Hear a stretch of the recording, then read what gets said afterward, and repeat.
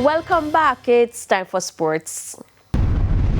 With the impending passage of a tropical storm Melissa, football in the island will be put on pause as match day 10 of the Jamaica Premier League has been postponed until further notice. CEO of the Professional Football Jamaica Limited, PFJL, Owen Hill, confirmed with TVJ Sports. We thought that it was necessary to postpone it. Why? Because we care about the people's lives and their livelihood. You know, everybody's actually focused on what the potential of this tropical storm is, and we're very clear. It means that we would have put the necessary planning in place and advise all the stakeholders, because again, the expectation is that everybody who will be a part of the match week is expected to be looking at their own families and, you know, trying to, if as we call it, batten down.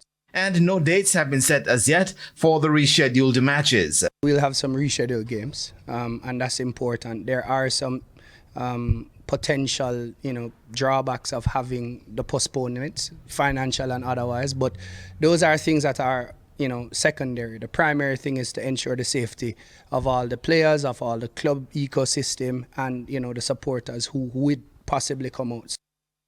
Jamaica's Reggae Girls could face a depleted Trinidad and Tobago women's team in their upcoming friendly international, as Angus Eve has quit as head coach of the team from the Twin Island Republic. According to the Trinidad Guardian newspaper, Eve's resignation came in an unsigned letter dated October 19, 2025, less than a month after being appointed. Eve, who previously coached the TNT men's national team, was hired as the TNT women's coach in late September. He subsequently named a 35-member training squad on October 4 in preparation for the friendly against the Jamaicans and the subsequent CONCACAF Women's qualifiers.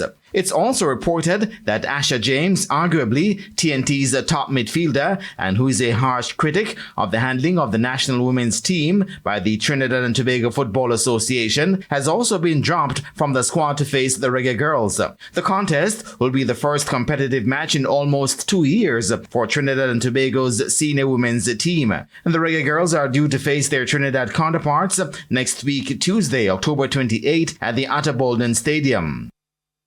Jamaica's national basketball men's team will face Bahamas, Canada, and Puerto Rico in their Group B Americas qualifiers for the 2027 FIBA World Cup. The Jamaica Basketball Association confirmed the schedule on Thursday, noting that all matches will be played in a home and away format. However, due to the unavailability of the national arena, Jamaica will face Puerto Rico in back-to-back away games in San Juan on November 28 and December 1. And they'll face Bahamas at home in February 2026 and then Canada in March 2026. And that is it for your midday sports roundup, and I am Jermaine Brown.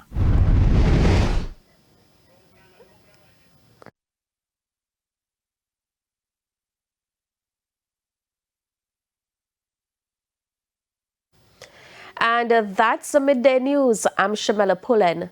Later, we'll have the latest on Tropical Storm Melissa at the office of the Prime Minister, where a special media briefing is underway.